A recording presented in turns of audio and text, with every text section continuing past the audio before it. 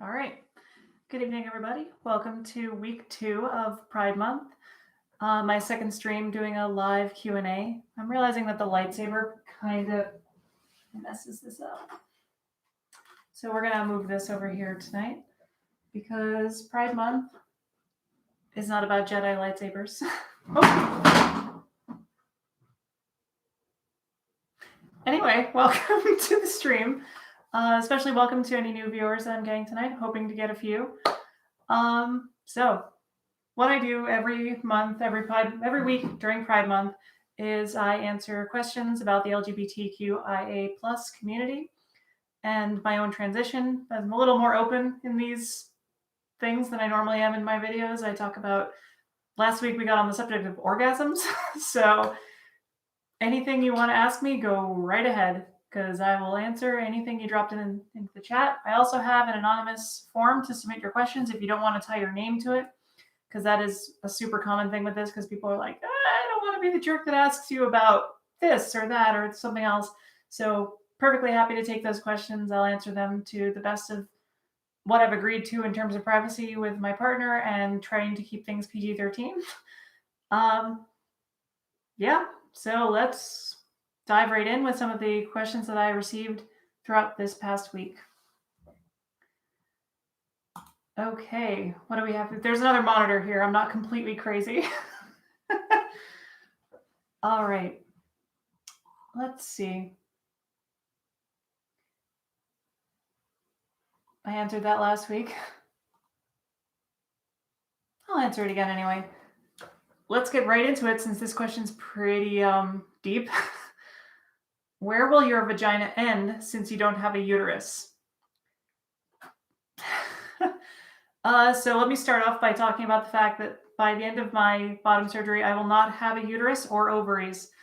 That technology does not currently exist for trans women. The only uterine transplants that have been done are on cis women who already have ovaries. I'm given to understand that that's necessary in order to have a functional uterus.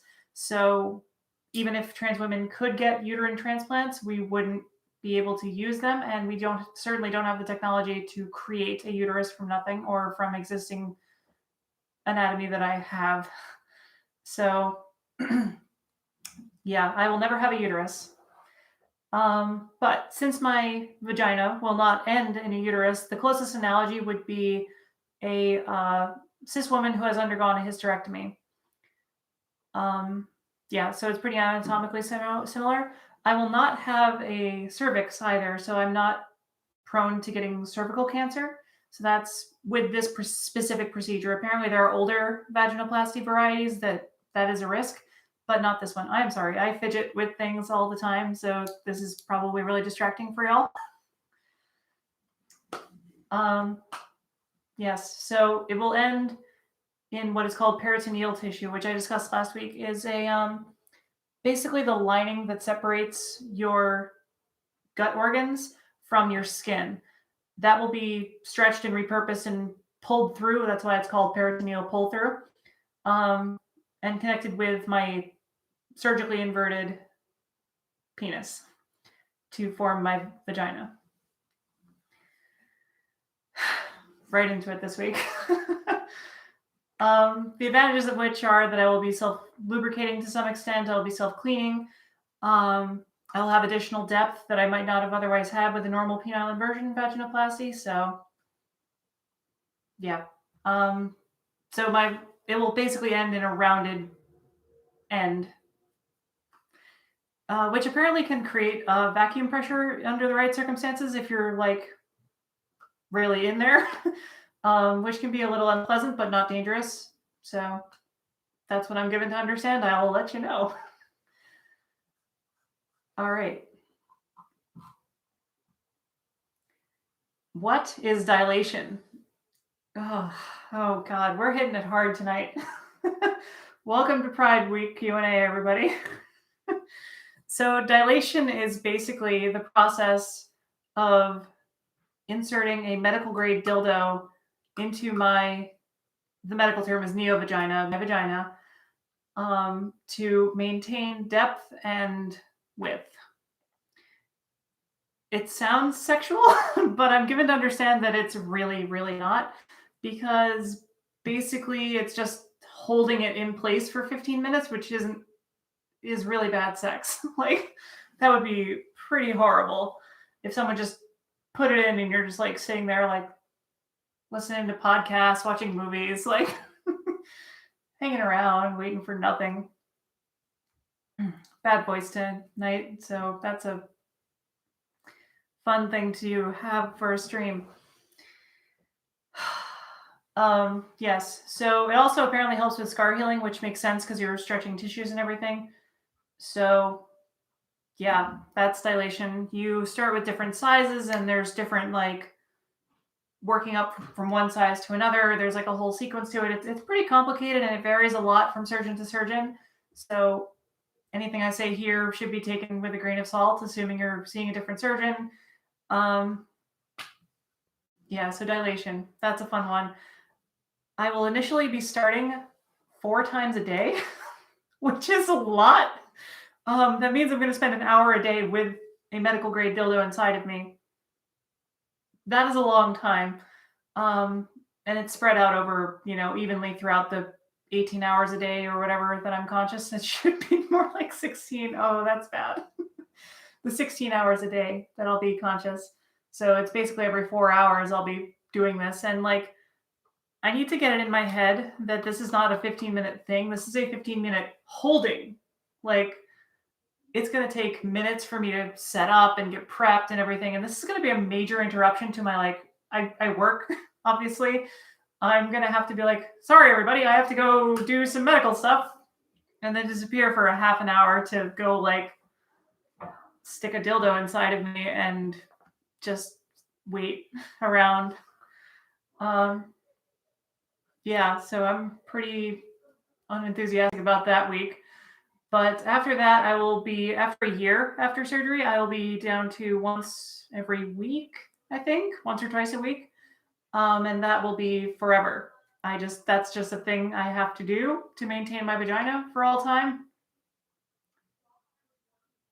Y'all cis bitches don't know how good you got it.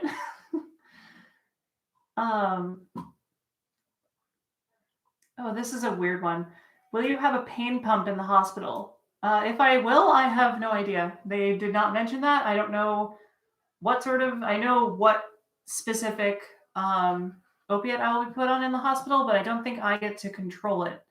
As far as I understand it, this pain isn't going to be that crazy, so I shouldn't need a pain pump if I'm understanding what that is exactly. All right. What kind of bandaging will you have to deal with after your surgery? Okay. So this is a fun one. In the hospital, I will have what is called packing inside of me the entire 6 days that I'm in the hospital. It's exactly what it sounds like. It's basically gauze and stuff and just stuffed inside you and packed in you for 6 days. So apparently the smell is top notch if you're into like smelly cheese. Oh, I just heard myself. Anyway, yeah, so that will be gone by the time I leave the hospital. I will also be catheterized in the hospital because my urethra will be re-maneuvered around. So they want to make sure that I don't get any infections or anything. So catheter. That will also be gone before I leave the hospital. There are rare cases where people go home and have to continue to catheterize, but it's pretty rare with this surgeon and this particular kind of surgery. So I'm hoping that I'll be one of the lucky ones. Yes. So beyond that, I will have stitches, and stitches are going to be a pain because my track record, I have several scars. I have several on my face and I have my arm and like just all over my body from a lovely lifetime spent doing crazy, stupid things and getting my ass kicked. Every time I've had dissolvable stitches, they have never dissolved ever in my entire life. That is not a thing that apparently my body does. So I'm going to have to warn my surgeon about that because these will be inside of me and apparently quite painful. So I need to do what I can to make sure that those will dissolve. Apparently the biggest thing I can do is get them wet, and that will help a lot. And I will be able to start showering while I'm still in the hospital. So I'm hoping that that will actually work for the first time in my life. Plus, I feel like the kinds of stitches that will be used for this are much more intense than what would go in my arm or my head, you know. Here's hoping. It would be exceedingly nice if the stitches would actually dissolve properly in me, but that's what all these follow-up appointments are for. I will have several follow-up appointments after my surgery date to make sure that everything's going okay. My voice is a wreck tonight. I would not be doing this stream if I hadn't announced it. What kinds of bottom surgery exist for trans women? So I have mentioned that there are several different kinds of gender-affirming surgery, even bottom surgery for trans women. What most people ask me is, are you going to cut off your penis? And no, I'm getting mine surgically inverted. What you're describing is a penectomy, and it's pretty rare because it leaves you with no functional genitals, which is an undesirable outcome for most people. I would like to have a working vagina rather than no genitals, but there are people who there is a gender neutral category of people, and they would prefer to be like a Ken doll. It's pretty rare to find a surgeon who will actually do that particular kind of surgery, though, because the first rule of like medicine is to do no harm, and some would consider removing your genitals entirely to be harmful. Yeah, so I will not be getting a penectomy. There is such a thing as vulvoplasty, which is creating a vulva with no vagina, so it's just the external genitalia. I wouldn't have to dilate if I did that, but I could never have penetrative sex with my vagina, which is a goal of mine. So just putting that out there, or in there, so to speak. Yes, so that exists. There's also orchiectomies, which are the removal of the testicles. That is included in my vaginoplasty and in a vulvoplasty, but you can get just an orchiectomy on its own. Super common in people who have difficulty managing their testosterone levels or who have adverse reactions to the medications to control their testosterone levels.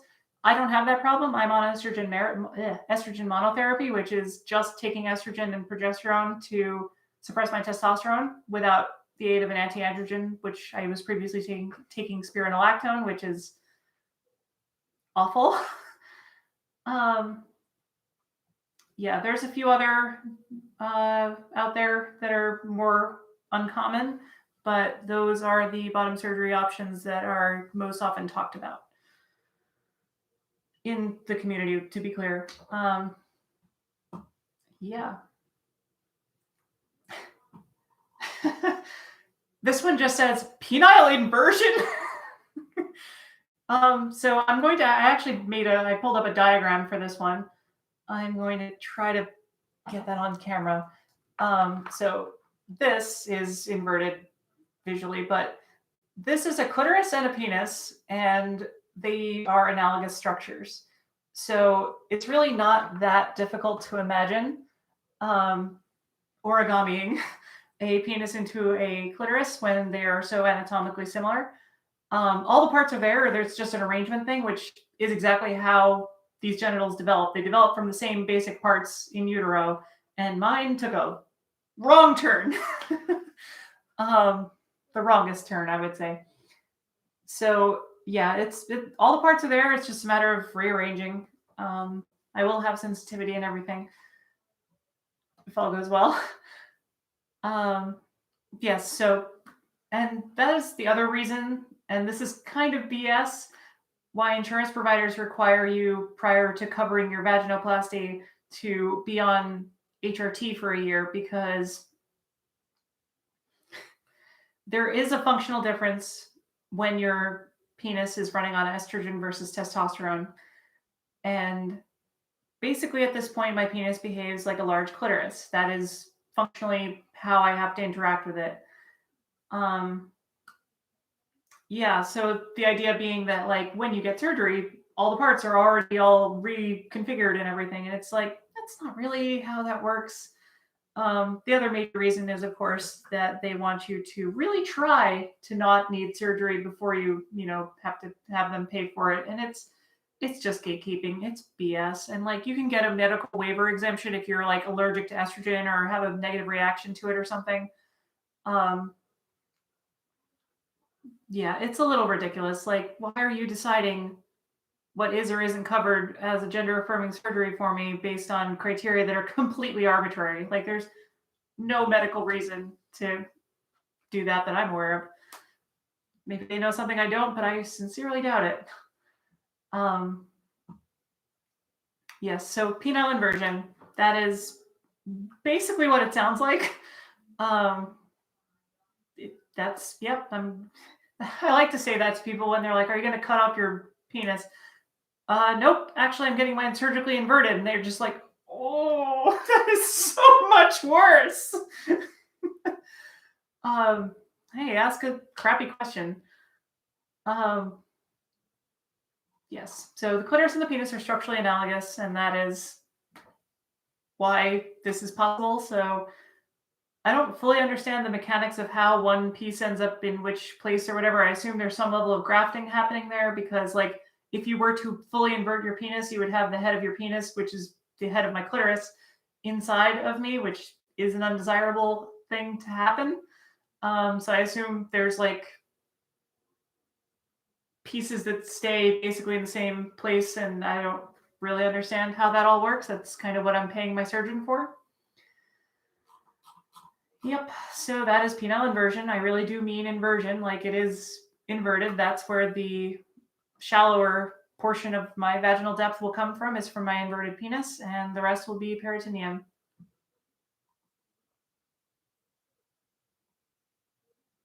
Okay.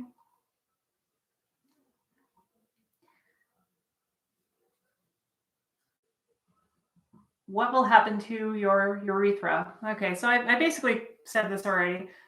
My urethra will be repositioned, redirected, however you want to say that, into the anatomically expected position above my vagina, which is where it is on cis women. So that'll be a relief. I don't know how to explain what it feels like when you're in a public ladies' room and you're going to pee and you don't sound the same as every other woman peeing next to you. And it's one of those things that you don't really notice until you're in it, you know? You're sitting there and you're like peeing, doing your thing, and then all of a sudden you're hearing like, that doesn't sound the same. Not that like I'm listening, but you're in a bathroom, like there's sounds. Plus, I'm terrified the entire time that I'm in a public ladies' room because I'm like, oh, I'm gonna get clocked and murdered. I'm gonna be in T-door and another side of things. So I'm like hyper focused on like every sound is threatening, like that whole thing. So, yep.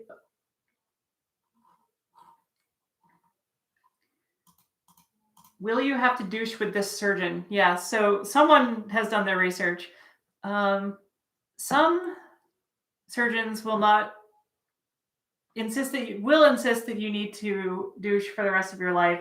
This surgeon hasn't actually said yet in their documentation whether that's a thing that I'll always have to do, because I don't think she wants to make any promises, but I should be self-cleaning. So in theory, I won't have to after I'm done healing for like a year. But yes, I will have to douche once a day for the first 8 to 12 weeks. I wrote this all down because I actually have a document of frequently asked questions in my surgery folder that I actually put research into this answer. After that, I'll have to do it 1 to 2 times a week. I have no idea if that's just a forever thing. Unlike dilation, they didn't explicitly say one way or the other, or whether this is a thing that I have to keep doing forever. That strikes me as sort of a we'll see kind of scenario. What procedure did you have done? And this is in reference to my Instagram story. So last week, that was when I got my laser hair removal on my crotch region. um, yeah, that was pretty unpleasant, and I was kind of stupid to do a stream right after that. Um, I stayed in pain for a good solid like 5 days. Like it was until this past Wednesday that I was like having to sit in certain positions so that I wouldn't hurt myself.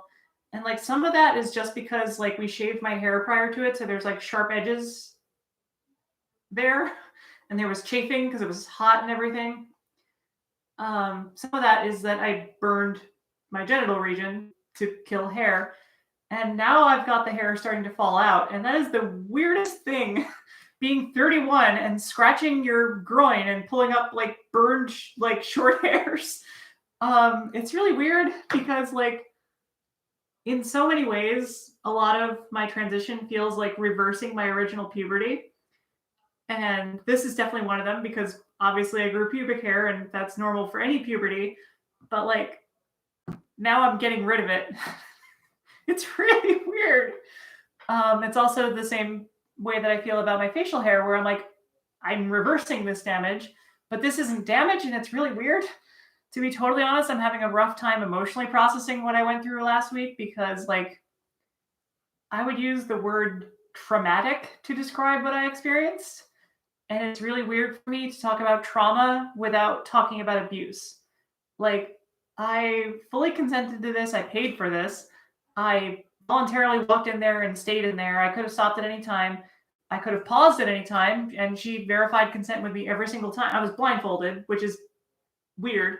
And every time she went to touch me, she was like, "I'm about to touch you here," and that was a seeking consent.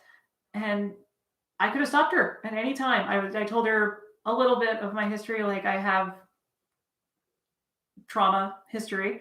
So she knew that I needed a little extra hand holding with that.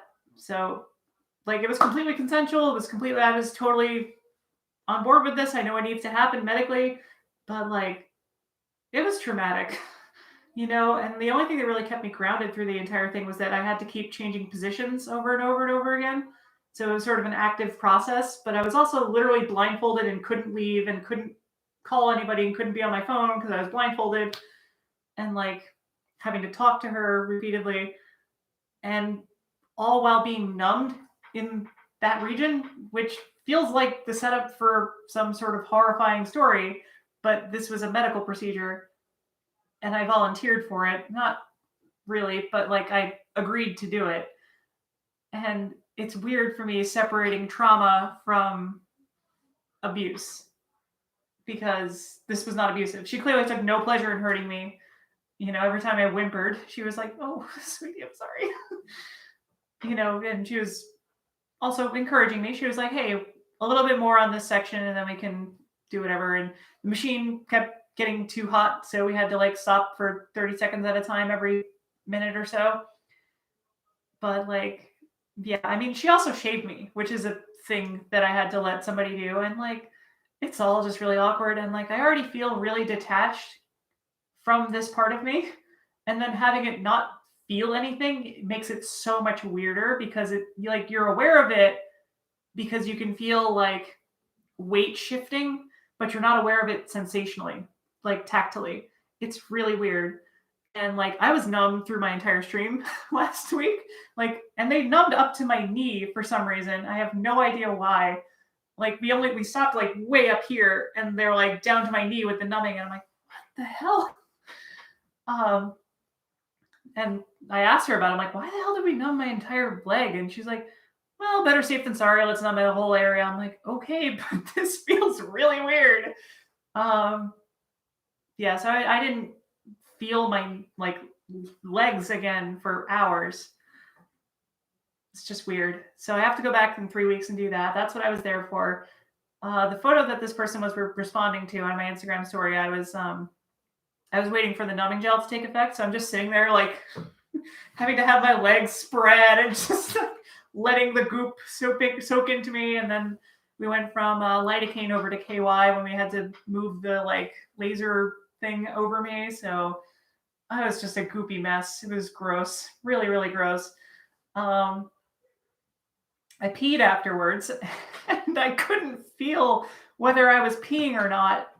The only way I could tell was by the sound of pee hitting the bowl water. And I'm just like, okay, I guess I'm peeing now. It's just really weird having that area numbed. Yes, so I get to go back for that in a couple of weeks.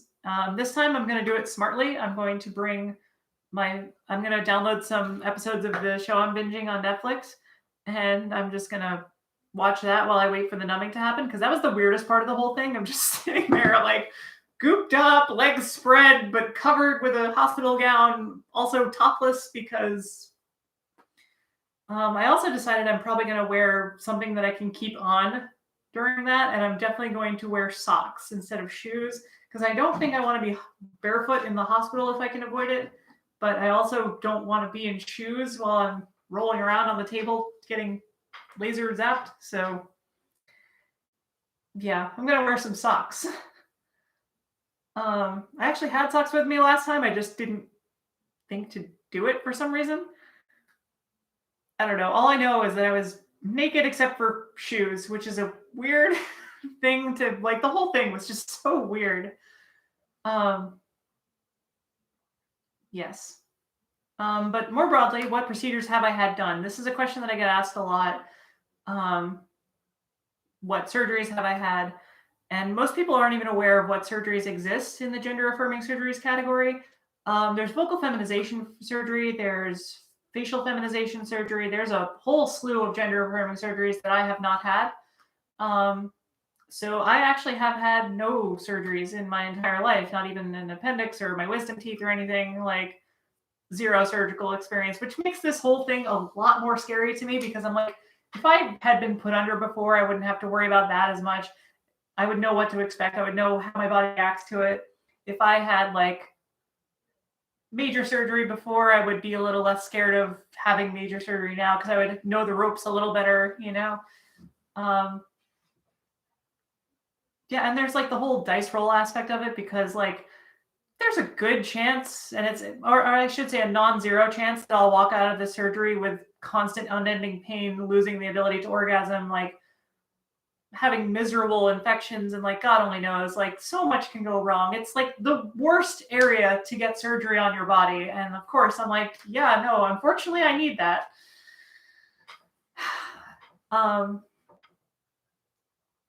Yeah, so I haven't had any surgeries ever. This will be my first, and I figured to, start off with a bang.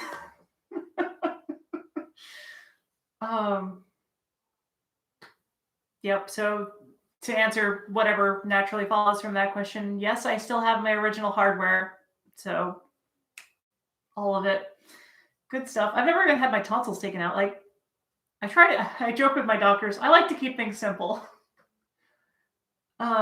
I have considered VFS, vocal feminization surgery, before, but it's nice. Like, the way Amanda likes to put it, which is a possibility with that surgery, I don't think I'd be able to survive like that. I would be miserable constantly. And in moments where I'm not live, my voice is normally fine. I don't get misgendered over the phone. That's not a problem that I have. So it's definitely a thing that causes me dysphoria, but it's not a thing that I'm looking to address with surgery at this time.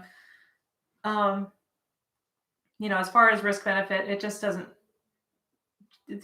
lean in the direction that I would feel comfortable doing that.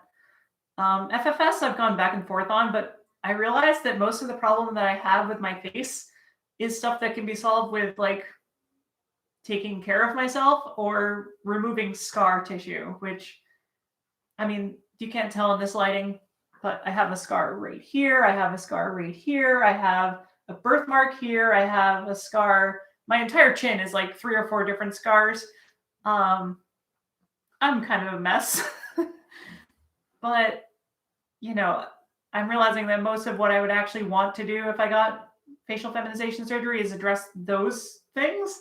And I feel like now we're talking cosmetic, and I'm kind of wondering what's healthy for me. And that's always the calculation I'm also factoring in. Like, is this a healthy thing for me to act on? I don't know. Bottom surgery absolutely is, though. Like, I am very sure that this is the only way forward for me that ends in potentially happiness. So, yep, gotta do this one.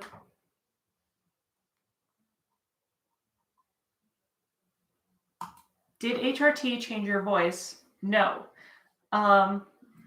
For trans women, HRT does not change our voice at all. Trans men take testosterone. So this is one of those, I was talking last week about hair that switches modes between testosterone and estrogen. So like the hair on my arms flipped modes when I did HRT. So I have female pattern hair on my arms, my chest, my legs. Armpits are universal. But this is one of those things, voice is one of those things that is a one-way switch. So once testosterone lowers your voice, that is it. That is what you'll have to live with forever. And you feel it the entire damn time that it's happening, by the way. But any success that I do have with my voice is from years and years and years of voice training, which is failing me now because, of course, I'm live on my stream. It's probably not as bad as I'm thinking. It's probably just my dysphoria messing up the way I hear myself, but yeah.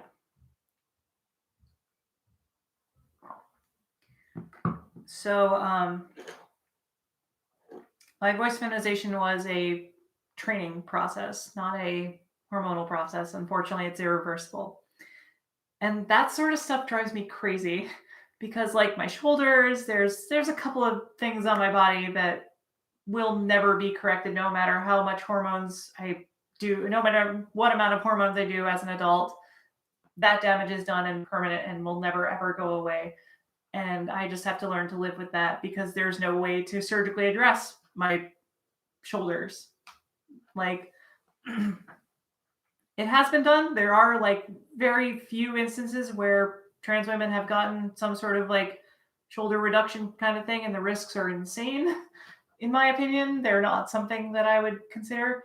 So that is frankly why I'm so adamant about allowing kids to have access to blockers, which are like this grossly misunderstood thing in the media. So all puberty blockers do is prevent testosterone from taking over everything. Can you tell I'm a little bitter about my first puberty? But I would never have had those problems if I never went through a testosterone puberty the first time. And that is why it's so important for kids to have access to blockers because, you know, it's rare that people are like me, but I really would have benefited from that quite a bit if I had been in an accepting world and had access to the medical care that I needed. Because now I get to live the rest of my life with this nonsense. Yay! But I'm gonna make the most of that. You know, I there's no reason that I can't live a long, happy, healthy, productive life with these body proportions. And yeah, so I'm gonna try to make the most of it because what other choice do I have?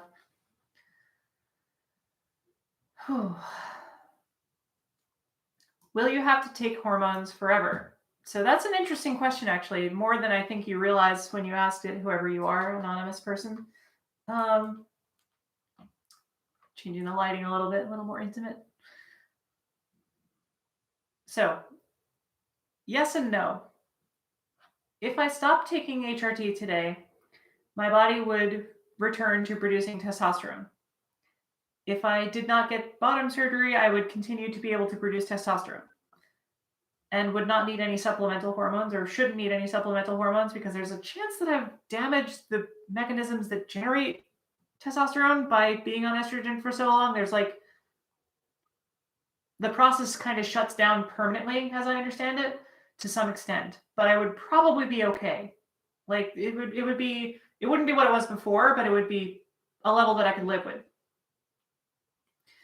Insofar as I can live with testosterone to that degree, which is not a thing that I can do, but biologically I would live. So you actually need sex hormones to maintain your bone density, to they control a lot of stuff in your body. You need estrogen or testosterone. You can't really go long term without both. So after my vaginoplasty, which will include an orchiectomy, which is the removal of my testicles, which is the organ that generates the vast majority of my testosterone, my sex hormones, I will not be able to produce a sufficient quantity of sex hormones to maintain healthy, normal living functions. So yes, I will be dependent on external sources of hormones after my surgery. Right now, in theory, I could get off everything and still survive. But after then, I will not be able to. So that's kind of scary because as much as I feel like I depend on my external source of estrogen right now, there's a big difference between that and knowing that I will literally die if I don't get hormones. So it's just a difference, you know? It's the difference between being told if you eat a peanut, you will have an allergic reaction, or if you eat a peanut, you will die. Like that is sort of where it's at. Yeah, it's high stakes. So I need to have some source of hormones, whether testosterone or estrogen, for the rest of my life. Until my doctor decides I should go through menopause again, which I've done before. That was a bad time from that doctor. Long story. Basically, I was going through menopause every 2 weeks. And I was driving everyone around me crazy. My roommate, my partner, my coworkers. I was having hot flashes at work every 2 weeks. Like it was awful. And basically, my estrogen levels were too low, and my shots were too infrequent. So I was just going through menopause levels every 2 weeks, and I was having all of those symptoms. And it was brutal. And I complained to my doctor about this, and she was like, "We can try blocking more of your testosterone." I'm like, well, yes, do that because my levels are wrong for that too. But this is not okay. And yeah, for various reasons, I no longer work with that doctor. And as far as I know, she no longer practices medicine. So that says something. And I'm not the only trans person that had that experience with this person. Like, she was just a bad doctor. She had no business treating trans patients, in my opinion, at all. And Amanda called her a bad word that she never uses, and that was my clue. I was like, oh, okay. She didn't say it to her face or anything. She said it to me in the parking lot, but like she never uses this word on people, and I'm like, oh, that's bad. So yes, to answer the question directly, yes, I will always have to take hormones. There's like debate over whether menopause is a biologically necessary thing. I guess I'll cross that bridge when I get there, but yeah, there's no actual reason that I need to go through menopause. I'm still kind of on the fence because like I won't need to worry about testosterone blocking after my surgery. So there's a good possibility that I won't need as high of an estrogen level as I have right now, but there's also no reason for me to not be at this level because where I'm at now is like way more average than where I was before. And yeah, so I have a couple of options there. I'm not sure what my doctor wants me to do exactly, but a lot of what, especially freshly hatched trans people will say when they're talking to me about HRT is like, so I just need to get on this much and I'm good forever. And it's like, no, this is a continuous process. You need to like be monitored every 3 to 6 months minimum by your doctor to make sure that your levels are okay, that you're okay at that level, that you feel comfortable. Like that should be a part of your discussion with your doctor. And frankly, the lack of my doctor being concerned about how I felt was a red flag to me. My new doctor is fine. They like ask me all the time, how are you feeling? Like, how is your breast development progressing? How is this feeling and all that? Like, this is a thing that we've tweaked my HRTs several times to try to find exactly what's the right balance between what's healthy for me and what feels good for me. And that actually leads perfectly into this next question because I did some reordering here. Do you experience mood swings when you're at pregnancy hormone levels?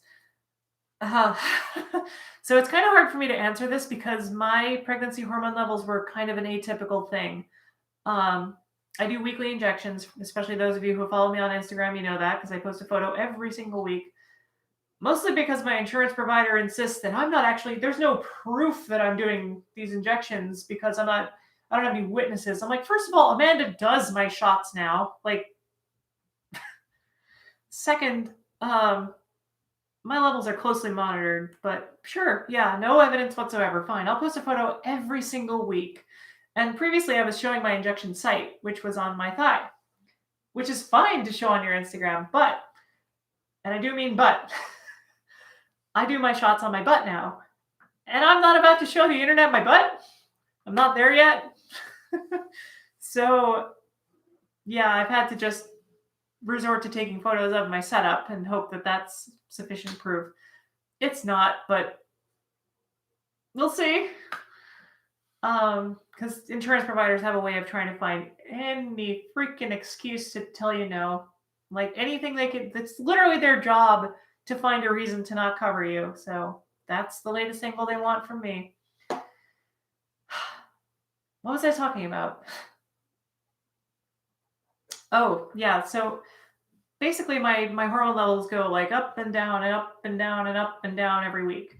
And it's not extreme like it was when I was doing a 2-week injection cycle with way too little estrogen and having menopause every 2 weeks. That was different. So basically, there's an article on Wikipedia that I send to people all the time called The Pharmacokinetics of Estradiol. And for intramuscular estradiol Valerie, which is what I take, it's basically like this. So let me do that inverted so it looks right for you. It's like whoop. And that's for one injection. So I get that whoop happening at the same time as my other injection being in the middle of that point. So it's instead of whoop, it's whoop, whoop, whoop, whoop, whoop, whoop, whoop, whoop, whoop, whoop. The idea being that I get an average amount of hormones out of doing a weekly shot because I'm still burning through the previous week's shot, burning through meaning biologically processing when I get my next shot. So yeah, basically I ended up with like more of a sinusoidal kind of thing rather than a whoop, up, whoop, up, whoop, which was what I was doing before, and that was bad.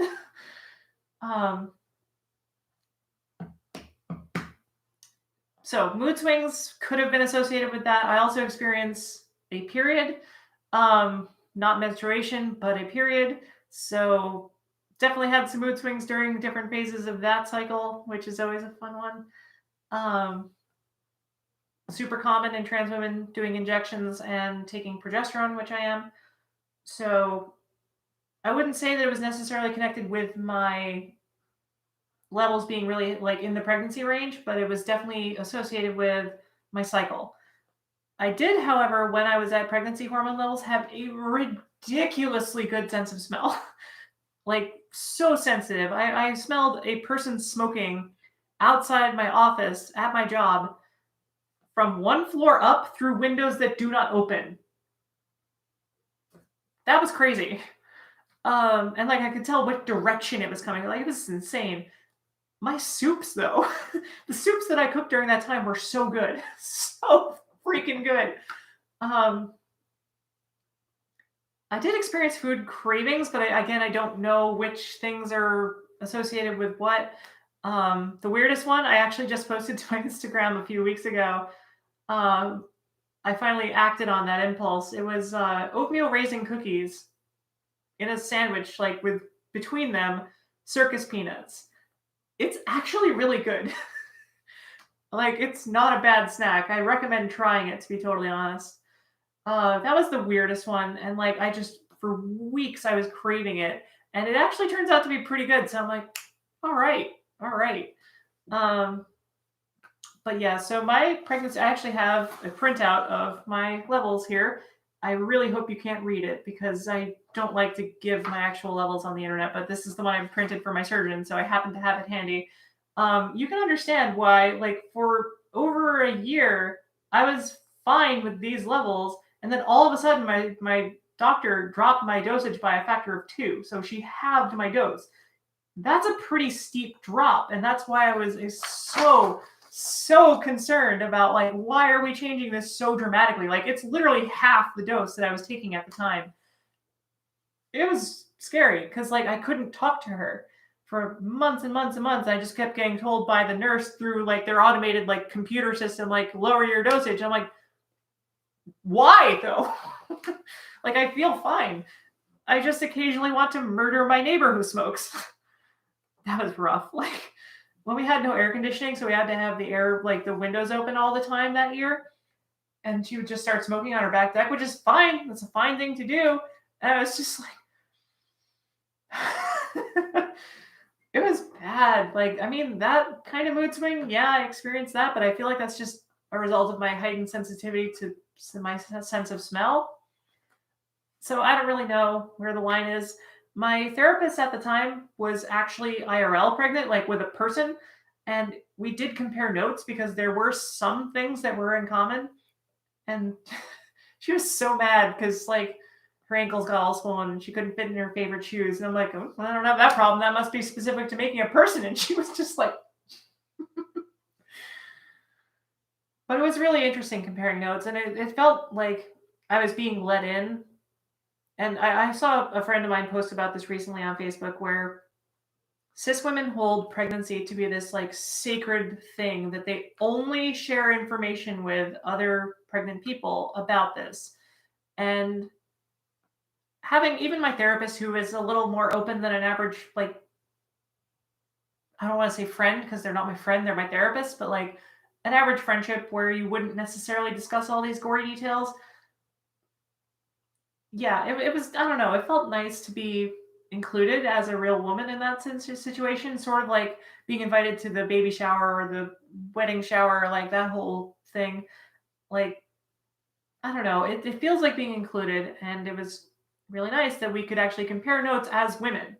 I don't know how to explain that. I've tried to explain this before, but, like, there's a difference between a person who thinks of you as technically a woman and someone who thinks of you as just a woman. And it's kind of hard to quantify exactly what that difference is, but you feel it. Like, my doctors, for example, I never once got the sense that they think of me as a man with breasts. I get the sense that they more think of me as woman with penis, which is a problem for me, because I don't want to be in that category. That's not where I feel comfortable. But there's a difference in how they treat you as a person, and it's really hard to articulate because it's not anything they say or do, or like the way they look at you or anything that you can really quantify, but it just feels different. It feels, I don't know how to explain that. Yeah. Let's move on before I continue ranting for the next 12 minutes.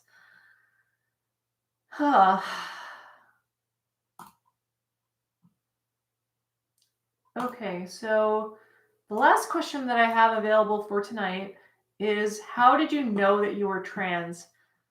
I get asked this question a lot by people who are first starting to question their gender, or people who have been really questioning their gender identity for a long time, and they're looking for a concrete answer. They're looking for some test they can take to prove one way or the other whether you're really trans or not. And there isn't one. And I hate to say that because I would love to give you the tools that it takes to figure out who you are and who you're supposed to be and what you should do next. But there's just no way to know. Like, how did I know is very different from when did I know. So I think I'm going to answer when did I know, because I feel like that will be instructive in the rest of this discussion. I first knew that I was a woman when I was 5 years old, to the point where I would argue with, like, teachers and classmates and people around me, other adults.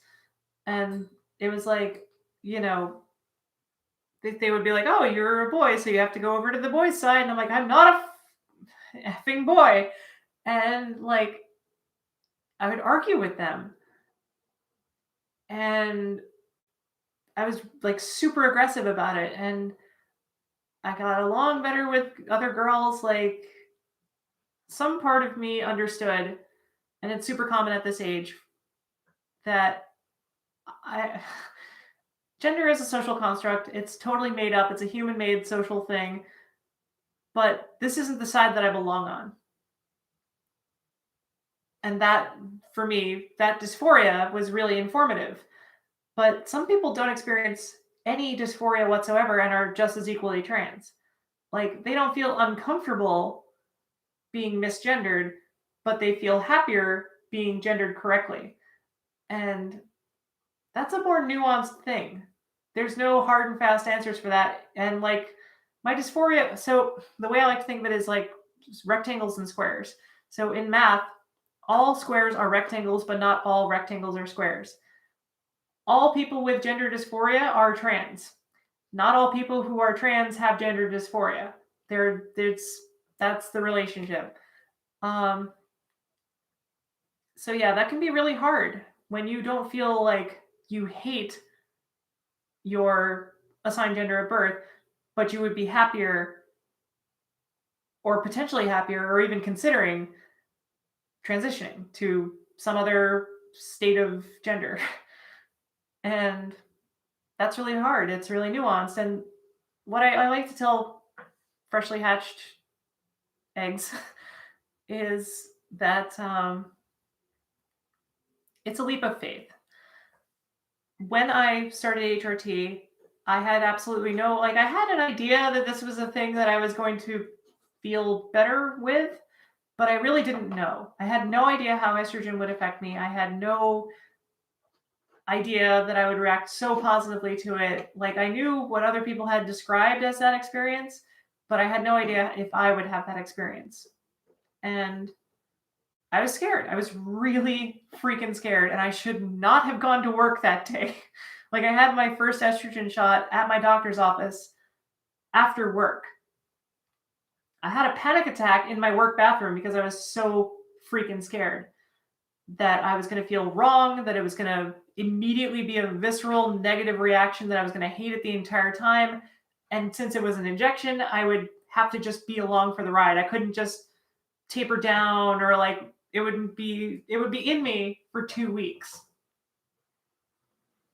to a month. Like, it can take a month for your body to process estradiol cypionate, which is what I started with. And yeah, that was really scary because I had no idea how I was going to react. And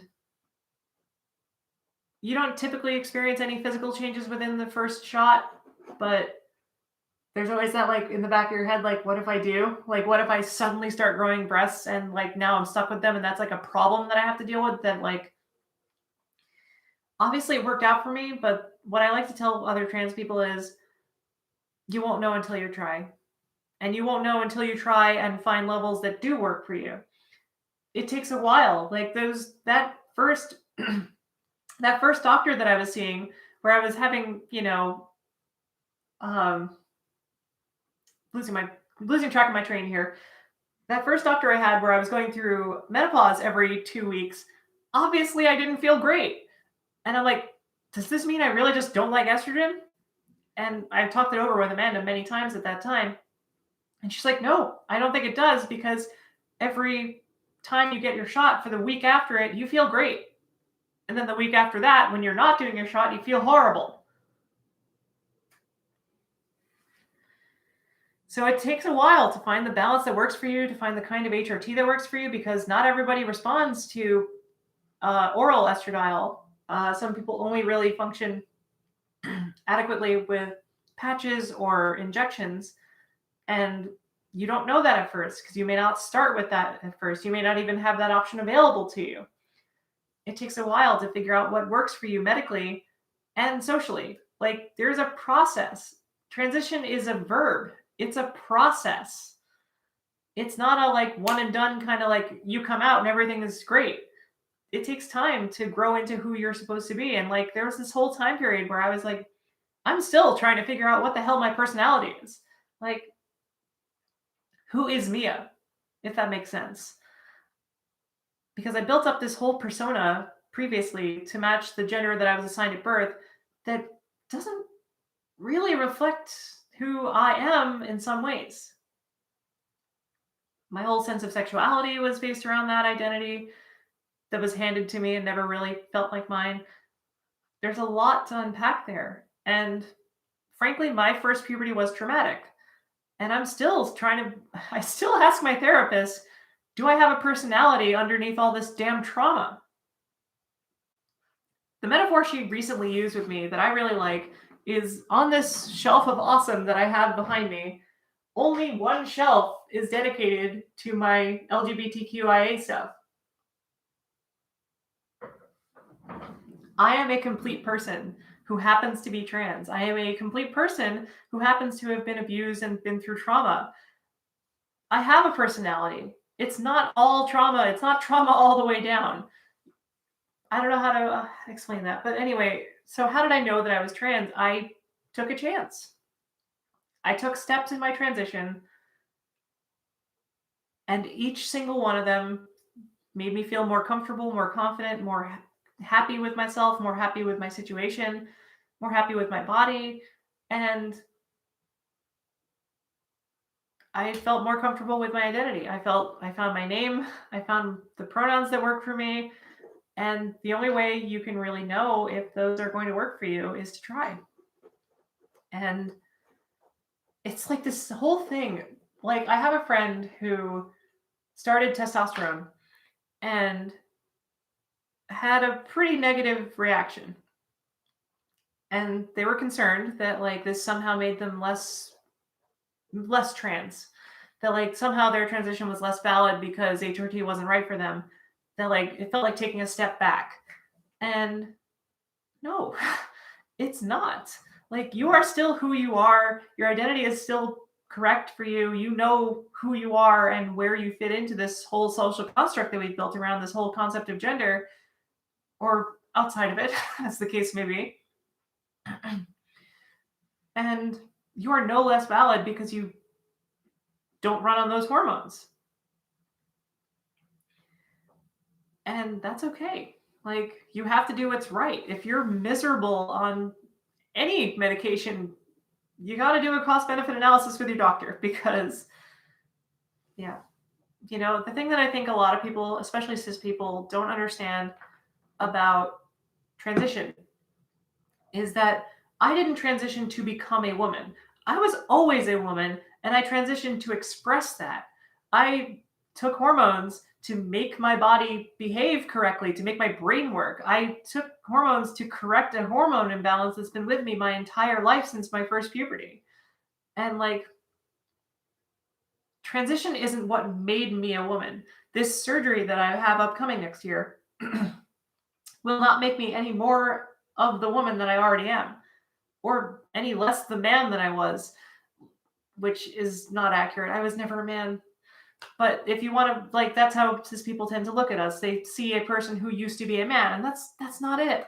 I didn't become a woman because I transitioned. I transitioned because I'm a woman, and y'all couldn't figure it out. I wanted to feel more comfortable with my body, and that's what it took to do that. I wanted my brain to work. My brain works great now. Like, seriously, it's weird. Like, I work with software all day, and I don't know how the hell I made it through college because estrogen gave me such mental clarity. Like, I don't know how to describe this. It feels like it takes no effort to do the same amount of thinking and processing that it did before.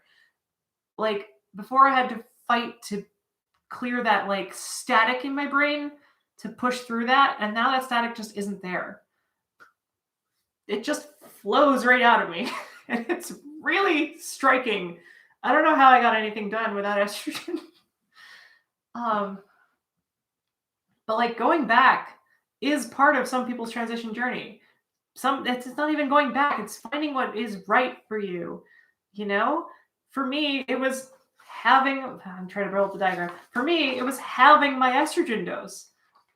That was what's right for me in terms of what's safe and comfortable for me. I feel fine. I feel good. I wouldn't have known that if I hadn't tried different levels, if I hadn't listened to my doctor and tried to see what strikes a good balance for me. I wouldn't have known that if I didn't try estrogen in the first place. I wouldn't have known how it felt to be called by my name until I told people, please call me by this name. I wouldn't have known if these pronouns are right until I tried to do those pronouns. And like, obviously, safety is a priority. Like, if you're not safe trying any of this stuff in your circles, there are ways you can do it online anonymously, things like that. Like, there's options, but sometimes that can be more torturous because you're like so close and yet so far. And that's hard. And I understand that. But like, if you want a definitive answer for how do you tell if you're trans, there isn't one. The only way to really know is to just see what feels comfortable for you. And if it happens to not be the gender you were assigned at birth, then you're trans. And if it's not, well, you may not be trans. You may be gender nonconforming for all I know. Like, that's a thing that exists. It could be anything. There's so many options that you can live your life. And what matters more than anything is making sure that you choose, I hate that word, that you find the one that works best for you. And that's how you tell who you are. That's how you discover yourself. It's a leap of faith. And now I have to go watch Spider-Man Into the Spider-Verse. Yeah, leap of faith. So that's it for this week. I'm hoping I can get some more questions because I've actually burned through all of them so far, and none are in the chat, which is frustrating. But I will try to continue broadcasting this on social media and hoping that I can pull in a larger audience. Yeah. All right. So there's 2 more Fridays left in Pride Month, and I will be streaming on both of those nights at 8 p.m. Same deal. And I will hopefully get some questions in, and we'll have a good time. So thank you for everybody who stopped by. Thank you for those who are watching this video after it is live. I really appreciate those views and being listened to. I like to put this information out there for other people. I think the only way that we're going to get through all this ignorance in the world that exists about trans and bi people, which I'd love to answer more questions about my homosexuality, is to break down that ignorance by talking about this stuff. And I understand a lot of trans people want to live their lives privately, and I'm choosing to expose myself to do what I can to fight that ignorance that's out there, because I grew up in a really transphobic society and a really transphobic family. And if I had had access to this kind of information, my life would have been a lot better. I would have saved myself a lot of needless suffering. So I'm doing my part, trying. So thank you for participating in that process. And please tell your friends. I like to put that information out there so that we can, I'll be the token trans friend if I have to. Let's fix the world, y'all. So happy Pride Month to everybody, and I will be back next week. Good night.